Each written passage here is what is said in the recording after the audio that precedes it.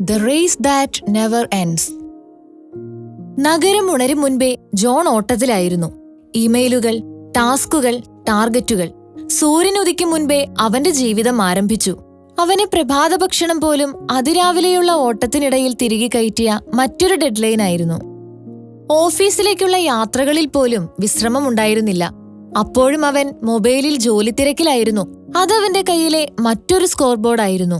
അവന്റെ സഹപ്രവർത്തകർ അവന്റെ വളർച്ചയെ അഭിനന്ദിച്ചു. പ്രൊമോഷനുകൾ, നേട്ടങ്ങൾ, നാഴികക്കല്ലുകൾ.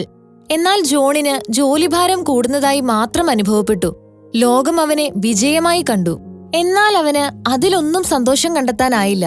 അനന്തമായ ജോലികളുടെ ഒരു സമുദ്രത്തിൽ മുങ്ങിപ്പോകുന്നതായി അനുഭവപ്പെട്ടു. നേടിയെടുത്ത ഓരോ വിജയവും മറ്റൊരു ലക്ഷ്യത്തിനു വേണ്ടി വഴിമാറി. അവന്റെ ജീവിതം ഒരു ട്രെഡ്മില്ലായിരുന്നു. എന്നും ഓടുന്നു, പക്ഷേ ഒരിടത്തും എത്തുന്നില്ല. ക്ഷീണവും നിശബ്ദതയും മാത്രം അവശേഷിച്ചുകൊണ്ട് രാത്രികൾ തോറും പ്രൊജക്റ്റുകൾ അവനെ വിഴുങ്ങി. നെഞ്ചുവേദനയാൽ ശ്വാസം പോലും കിട്ടാതെ അവൻ വീർപ്പുമുട്ടി. ഭയന്നവൻ ആശുപത്രിയിലേക്ക് പാഞ്ഞു. വിശ്രമമില്ലാത്ത ഓട്ടപ്പാച്ചിൽ തന്റെ ആരോഗ്യം തകർത്തുന്നുറപ്പിച്ചുകൊണ്ട് പിന്നീട് പരിശോധനകളായി. ഓരോ പരിശോധനയിലും അവന്റെ ഭയം കൂടി വന്നു. ഡോക്ടർ അവനോട് ശാന്തമായി പറഞ്ഞു, നിങ്ങളുടെ ഹൃദയത്തിന് കുഴപ്പമില്ല, പക്ഷെ നിങ്ങളുടെ മനസ്സും ശരീരവും തളർന്നിരിക്കുന്നു. ജോൺ പരിഭ്രമത്തോടെ ചിരിച്ചുകൊണ്ട് പറഞ്ഞു, പക്ഷേ എനിക്ക് ജോലിഭാരം കുറയ്ക്കാൻ കഴിയില്ല. അപ്പോൾ ഞാൻ പിന്നിലായി പോകും. ഡോക്ടർ ഒരൊറ്റ ചോദ്യം മാത്രം ചോദിച്ചു, ആർക്കു പിന്നിൽ? ആ ചോദ്യം അവന്റെ മനസ്സിൽ അലയടിച്ചു. ആദ്യമായി ജോണിന് ഒരു ഉത്തരമില്ലായിരുന്നു. പിന്നീട് ആ വാരാന്ത്യത്തിൽ ജോൺ അസ്വസ്ഥതയോടെ നഗരം ഉപേക്ഷിച്ച് തന്റെ മുത്തച്ഛന്റെ ഗ്രാമത്തിലേക്ക് യാത്ര പുറപ്പെട്ടു. മഴയ്ക്ക് ശേഷമുള്ള മണ്ണിന്റെ ഗന്ധം വായുവിൽ തങ്ങി നിന്നു. ഗ്രാമത്തിന്റെ ഈ താളം അവന്റെ അസ്വസ്ഥമായ മനസ്സിന് വിചിത്രമായി തോന്നി. ആൽമരച്ചുവട്ടിലിരുന്ന പ്രാവുകൾക്ക് ആഹാരം നൽകുകയായിരുന്ന മുത്തച്ഛനെ അവൻ കണ്ടു. മുത്തച്ഛൻ പുഞ്ചിരിച്ചുകൊണ്ട് പറഞ്ഞു, മോനെ, നീ വല്ലാതെ ക്ഷീണിച്ചല്ലോ. ജോൺ നെടുവീർപ്പിട്ടു. ഞാൻ വല്ലാതെ പ്രയത്നിക്കുന്നു, എന്നിട്ടും മറ്റെല്ലാവരും എന്നേക്കാൾ വേഗത്തിലാണ്. എനിക്കെല്ലാം നഷ്ടപ്പെടുമോ എന്ന പേടിയുണ്ട്. അദ്ദേഹം ക്രിക്കറ്റ് കളിക്കുന്ന കുട്ടികളെ ചൂണ്ടിപ്പറഞ്ഞു. ഓരോരുത്തരും അവനവന്റെ വേഗതയിൽ ഓടുന്നു, അവനവന്റെ പങ്ക് വഹിക്കുന്നു. ഒരു കുട്ടി എല്ലാ ബോളുകൾക്കും പിന്നാലെ ഓടാൻ ശ്രമിച്ചാൽ അവൻ തളർന്നു പോവുകയും കളി അലോസരപ്പെടുകയും ചെയ്യും.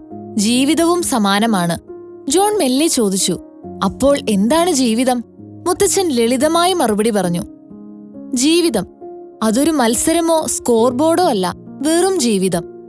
വർഷങ്ങൾക്ക് ശേഷം ആദ്യമായി നദിക്കരയിലെ ആ വൈകുന്നേരം ജോൺ തിരക്കിട്ട ഓട്ടത്തിലായിരുന്നില്ല, അവൻ ജീവിക്കുകയായിരുന്നു. ജോൺ നഗരത്തിലേക്ക് മടങ്ങി. പക്ഷേ ഇത്തവണ അവന്റെ ഉള്ളിൽ എന്തോ ഒരു മാറ്റം സംഭവിച്ചിരുന്നു. ആഴ്ചയിൽ 2 തവണ അവൻ കൃത്യസമയത്ത് ഓഫീസിൽ നിന്ന് മടങ്ങി. കുറ്റബോധം തോന്നിയെങ്കിലും മനസ്സിൽ സമാധാനമുണ്ടായിരുന്നു. അത്താഴ സമയത്ത് അവൻ ഫോൺ ഓഫ് ചെയ്തു. ഒരു തടസ്സവുമില്ലാതെ ഭക്ഷണത്തിന്റെ രുചി വീണ്ടും ആസ്വദിച്ചു. സമയത്തെക്കുറിച്ച് ഓർക്കാതെ അവനൊരു പഴയ സുഹൃത്തുമായി മനസ്സറിഞ്ഞു ചിരിച്ചു. വർഷങ്ങൾക്കിപ്പുറം ആദ്യമായി അവൻ സമാധാനത്തോടെ ഉറങ്ങി. അവന്റെ പ്രഭാതങ്ങൾ കൂടുതൽ തെളിച്ചമുള്ളതും ഊർജ്ജസ്വലവുമായി. ജീവിതം അവനെ പഴയതുപോലെ തളർത്തിയില്ല. അവന്റെ ജോലി വേഗത കുറഞ്ഞപ്പോൾ കൂടുതൽ മികച്ചതായി. വിശ്രമത്തിലൂടെ അവന്റെ മനസ്സ് തളരാതെ പിടിച്ചുനിന്നു. അച്ഛനമ്മമാരുമായുള്ള അവന്റെ സംഭാഷണങ്ങൾ തിരക്കിട്ട ഹലോ പറയുന്നതിനേക്കാൾ നീണ്ടതും ഊഷ്മളവുമായി മാറി. സുഹൃത്തുക്കളോടൊപ്പം അവൻ മനസ്സ് തുറന്നു ചിരിച്ചു. സമയപരിധികൾക്കിടയിൽ ഞെരുങ്ങാതെ നിരന്തരമായ ഉത്കണ്ഠയെ മറികടന്ന് നിശബ്ദതയെ സ്നേഹിച്ചു. ഉച്ചതിരിഞ്ഞ് ഓഫീസിലെ പതിവ് ബഹളങ്ങൾ തുടർന്നു. എന്നാൽ ജോൺ തന്റെ വേഗതയെ മനുഷ്യസഹജമായ താളത്തിലേക്ക് മാറ്റി. ഒരു ജൂനിയർ സഹപ്രവർത്തക ആശങ്കയോടെ അവനെ സമീപിച്ചു. ഞാൻ ഈ ജോലിയിൽ മുങ്ങിപ്പോകുന്നതുപോലെ തോന്നുന്നു. നിങ്ങൾ എങ്ങനെയാണ് സന്തോഷത്തോടെ ഇരിക്കുന്നത്? ജോൺ നിശബ്ദനായി.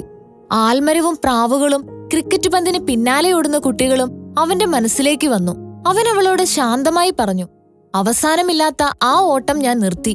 ഇപ്പോൾ ഞാൻ എന്റെ വേഗതയിൽ ജീവിക്കുന്നു. ക്ഷീണിക്കാത്ത മനസ്സിനെ വിജയത്തിന്റെ മധുരം ആസ്വദിക്കാൻ കഴിയൂ, അവൻ കൂട്ടിച്ചേർത്തു.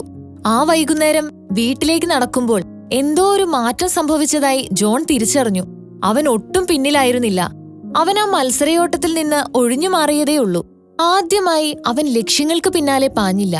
അവൻ ഓരോ നിമിഷവും ജീവിക്കുകയായിരുന്നു. നദിയുടെ ശാന്തമായ ഒഴുക്ക് അവൻ ഓർമ്മിച്ചു, ജീവിതത്തിന്റെ ശാശ്വതമായ ശ്വാസം പോലെ.